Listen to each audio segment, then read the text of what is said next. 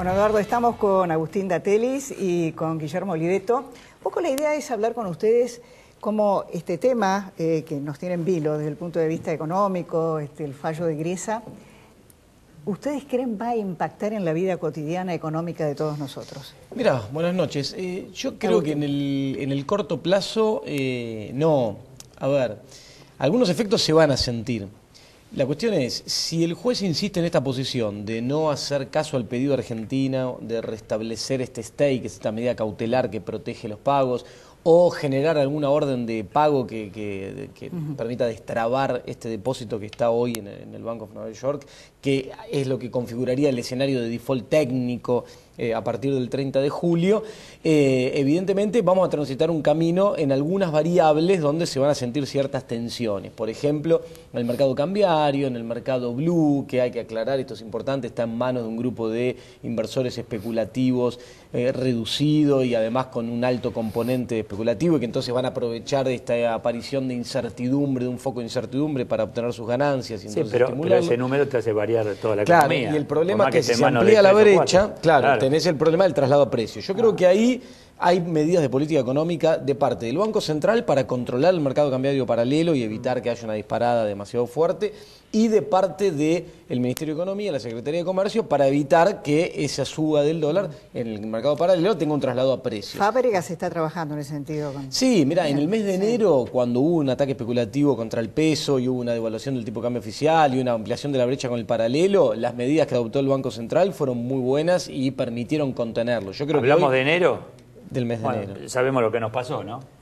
Sí, pero por eso digo, yo creo que hoy... Fenomenal la medida, pero secó la economía y estamos todavía cortando pulgas. Hubo una pérdida en el poder adquisitivo, claro, que deterioró el consumo, seguramente él, Guillermo, lo va a ver un poco mejor, deterioró el consumo, había ahora toda una expectativa de recuperación del consumo para el segundo semestre, ahora esto quizás retrase un poquitito la cosa, pero manejable. Digo, a mí lo que me gusta es aclarar que, porque si no enseguida la gente emparenta la palabrita del default con el escenario 2001, esto no tiene nada que ver con ese momento, no estamos en una situación de crisis ni mucho menos.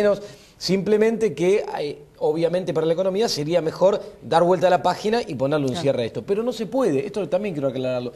No es que el gobierno nacional en alguna cuestión de irresponsabilidad está llevando al país a un default, sino todo lo contrario, nos están empujando a un default, y el gobierno desde mi punto de vista está actuando con una muy fuerte defensa del interés común, del interés nacional, porque acá hay una cláusula, que es esta famosa cláusula Rufo, por estos días se habló mucho, que hace que si la Argentina llevara adelante algún tipo de negociación, pondría en riesgo el futuro del desarrollo económico y hasta nuestros propios recursos estratégicos para el desarrollo, porque puede haber una aluvión, una oleada de demandas contra el país muy importante si no se tiene en cuenta esto. Entonces, hoy es muy delicada la situación, por eso hoy estamos impedidos de darle un cierre a esto, y quizá el 30 de julio tengamos que atravesar esta situación de default. Guillermo, ¿cómo impacta? Es decir, ya veníamos con una caída del consumo, ¿cómo puede impactar esto? Sí, mira, yo, coincido con Agustín en que nosotros no estamos en este contexto en una situación de 2001, 2002, catástrofe, etcétera. Ahora,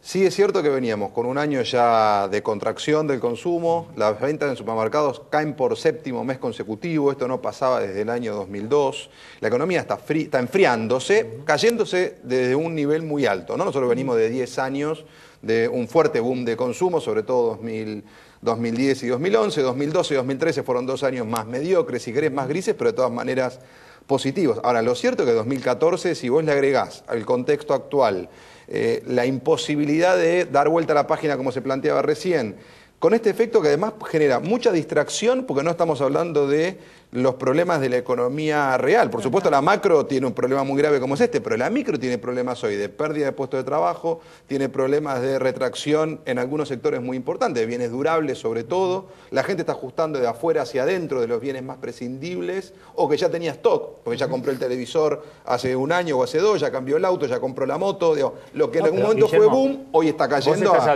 20 o 30% en unidades. Caída de supermercado. No, Esto claro. es primera necesidad. No, ya estamos hablando de caída de alimentos en supermercados cerca del 1% y en el mercado total cerca del 3% en el primer semestre y hay categorías de consumo masivo cayendo 10% y productos específicos cayendo 20%. Por ejemplo, productos sofisticados, postres infantiles, productos congelados, snacks, productos que la gente dice, bueno, en este momento, o algunos productos de tocador, ¿no? Que dicen, en este momento no estoy para darme ese nivel de sofisticación, entre comillas, en el consumo masivo. Entonces yo creo que este escenario de la macro, de la tensión que hay, de este elemento adicional de incertidumbre, es casi como sobre llovido mojado. Un año que ya venía difícil y que se pensaba que el segundo semestre, yo inclusive decía, me parece que cuando esté la paritaria, como ya pasó en 2012 y 2013, el consumo debería empezar a recuperar a partir de julio a agosto. La verdad es que todavía no se ve eso, ¿no? Esperamos el aguinaldo, nos decía gente, para que la gente pueda comenzar a consumir e incluso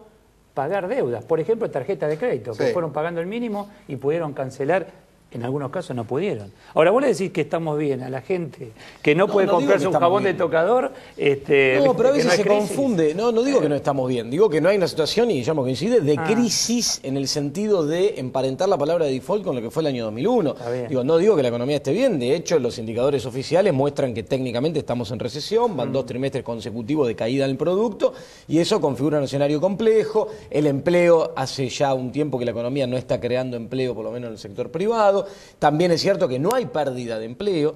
Yo lo que digo es, hoy tenemos herramientas en la política, hoy muy poco. Suspendió 1.100 operarios cuestiones en puntuales, Córdoba. 900, hay autopartistas que despidieron 100, 200 empleados. El sector automotriz está atravesando una situación particular. El sector automotriz, el inmobiliario también. Producto de, hace un tiempo, pero ahí no hay pérdida de empleo en el sector inmobiliario. Las el sector de la construcción, algo en el último persiana. tiempo, poco. ¿Cómo no, Agustín? Poco, pero cuando mirás los números agregados, hay sectores puntuales, el automotriz, los que vos me citás, son los que están hoy atravesando la peor situación, producto de una situación externa como la desaceleración de Brasil. Los campos, 7.000 campos cerraron. Acaban de decir acá De Ángeles y el Momo Venegas. A ver, hay un escenario de la actividad económica que ha caído, por eso decía técnicamente estamos en recesión, levemente y con diferenciación según los sectores. Algunos, como la automotriz y algunos específicos de la industria, están pasando un momento peor por cuestiones puntuales. Ahora, lo que yo digo es, esta situación del default técnico que se configuraría ahora, ¿genera un escenario más complejo? Sí. La esperanza esta que teníamos en una recuperación del consumo, que yo comparto también la tenía a partir de las negociaciones paritarias, etcétera, y la desaceleración de la inflación, ahora va a frenarse, seguramente. Entonces, vamos a un escenario más complejo. Lo que yo digo es que no estamos en una situación de crisis para compararla con una cuestión de esa magnitud o para desesperarse pensando que va a haber una corrida, que el dólar se va a disparar, que la inflación se va a descontrolar, digamos, ese escenario. Ahora, la inflación es altísima. Tenemos está entre las 3 más altas del mundo. Bueno, este es el primer año en toda la gestión kirchnerista que la sociedad argentina tiene pérdida real de poder adquisitivo. La pérdida promedio en el año va a ser entre 5 y 7 puntos. Eso es lo que está provocando la retracción del consumo. Lo que está muy instalado en la calle es la plata no alcanza, no me alcanza para mantener el estilo de vida que venía teniendo y la gente está eligiendo en qué cosas recorta y qué cosas preserva, ¿no? Que preserva, por supuesto, medicina, los que tienen una medicina prepaga o la conectividad, el celular o internet, digamos, pues si no, con eso te quedas fuera del sistema. Pero en el resto de los bienes hay un recorte importante en algunos sectores muy fuerte. O sea, vos vas a vender 700.000 autos o 650.000, sigue siendo un mercado atractivo, pero estás preparado para vender 1.000.000. En esa diferencia de 300 o 350.000 autos tenés los problemas de los autopartistas, tenés los problemas de los concesionarios, tenés los problemas de toda la cadena de valor alrededor de la industria automotriz. A mí en algún momento algún macroeconomista me decía, pero Oliveto habla de los autos. Bueno, claro, mirá lo importante que eran los autos cuando no se venden. Digamos, cuando se venden parecía que era un tema menor. Te toco el tema más sectores, el electrodoméstico. Bueno. Andate a cualquiera de las primeras líneas de cadena de venta de electrodomésticos. Sí, los flacos que estaban todos como están acá para venderte plancha o licuadoras, hoy están en la calle. No, también es cierto que veníamos de una situación de crecimiento que implicaba récord tras récord. Entonces, la autos 900% arriba en los últimos 10 años. Claro, ¿no? Entonces hoy la comparás contra el nivel del año pasado, que fue el récord después de toda la escalada. Bueno, sí, cayó, digamos. Entonces hay que atender eso, también lo que está pasando en el mercado de Brasil. Yo creo que acá es importante destacar algo. que la situación esta que estamos viendo con los buitres, que genera incertidumbre, la posibilidad de un default técnico, es transitoria. O sea, acá hay una situación técnica que tiene que ver con la cláusula Rufo, estas cuestiones que impiden hoy llegar a un acuerdo, pero es transitorio. Cuando a fin de año se vence esta cláusula, Argentina está en condiciones de llegar a un acuerdo, y cuando se llegue a ese acuerdo y se dé por cerrado esta cuestión, es el último punto, el final de todo un proceso de reestructuración de la deuda, y la economía cómo queda parada, con un nivel muy importante de desendeudamiento y con un potencial enorme en materia de inversiones, vaca muerta, YPF. Guillermo, ¿esto explotó a partir de que se conoció el tema de los holdouts o antes? No. La recesión, la inflación. No, nosotros venimos viendo ya desde el segundo trimestre del año 2012 un cambio en la sociedad, en aquel momento que por el reacomodamiento sindical hubo 3 meses donde la gente no tuvo todavía el aumento de sueldo, y yo generaba esa metáfora, decía precios nuevos y sueldos viejos, ¿no? De pronto descubrieron la inflación y la pérdida de poder adquisitivo, muy puntual. Después llegaban las paritarias, se volvió a oxigenar el bolsillo y en general la gente volvía a consumir razonablemente en los niveles que tenía hasta entonces. Ahora, el problema es que este año esa secuencia que se esperaba no se dio, o ya la inflación es más alta. Es que en ese periodo te financiaste con crédito, bueno, con tarjeta. Sí, subieron las tasas también de interés en general en el mercado. Bueno, una serie de factores que lo que hicieron fue empeorar una situación que venía ya decreciendo, ¿no? El consumo seguía creciendo, pero a tasas más moderadas. Agustín, ¿por qué crees vos que el gobierno nacional ni siquiera insinúa un combate contra la inflación? Sí, ¿cómo que no? Yo creo que sí. No. Sí, yo creo que sí. Entonces ha fracasado, digamos. No, fíjate que desde el principio de año hasta ahora, al principio de año hubo un salto inflacionario a partir de la devaluación, que fue ese 3,7 que midió en enero el índice mensual, que anualizado es enorme. A partir de eso ha habido una desaceleración mes tras mes en la inflación. Producto no se vendía, por eso. No, bueno, producto de una serie de factores. Algunos como el programa de precios cuidados, otros como, por ejemplo, una caída en la actividad económica, es cierto. Otros como la suba de la tasa de interés, el mayor estímulo a absorción de peso, bueno, hubo una serie de factores, algunos positivos para la economía, otros como la desaceleración de la actividad, no tanto, Lo que pasa pero es que que le explotaba la economía en enero. ¿Cómo? Le explotaba la economía. Fábregas ahí tuvo que meter más. Bueno, por eso, cuando vos tenés una inflación abrupta, como en ese momento el tipo de cambio, en una economía como la Argentina, con la formación de expectativas que tienen los agentes económicos en Argentina es complicado. Entonces, ahí donde se trabajó con esas medidas, y la verdad que venían teniendo éxito hasta este momento, venían un proceso de desaceleración que muchos desde ese momento decíamos, estas medidas van a llevar a que la inflación se vaya desacelerando, no congelando y desapareciendo, porque eso implicaría una pérdida en términos de actividad muy grande, pero sí desacelerando.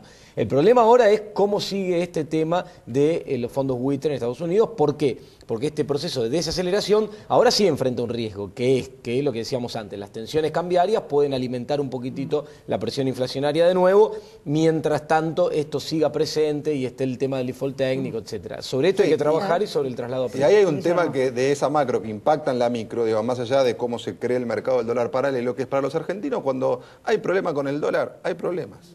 O sea, el registro que tiene la sociedad no importa si pueden comprar o no. Lo que dicen es, ¿cuánto va a valer el dólar? Si el dólar sube, algo no anda del todo bien. Porque en realidad tenemos problemas con el peso, no con el dólar. En realidad lo que hay es el karma de que la Argentina cada 10 años explota o pasa algo, que me parece que es el karma fundamental que los argentinos tenemos que cambiar. Eso es un tema para Es un poco lo que trato de explicar en el libro, ¿no? Cambiar el chip, romper con la idea de la ciclocrisis, salir de ahí y convencernos de que no tenemos por qué cada 10 años volver a repetir una situación de ese perfil. Gastemos más de lo que recaudamos. Y que planifiquemos a largo plazo, que trabajemos sobre otro tipo de horizonte. La formación de expectativas en economía es fundamental. Yo siempre digo, la macro depende de los procesos decisorios micro, de lo que cada uno hace de manera cotidiana, que después suma y hace a la dinámica del conjunto.